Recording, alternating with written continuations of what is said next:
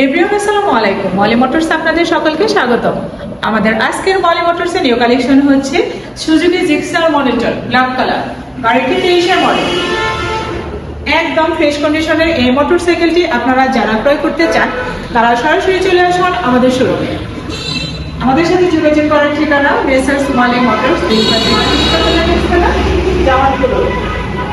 আরো বিস্তারিত জানতে যোগাযোগ করুন স্ক্রিনে দেওয়া নাম্বার।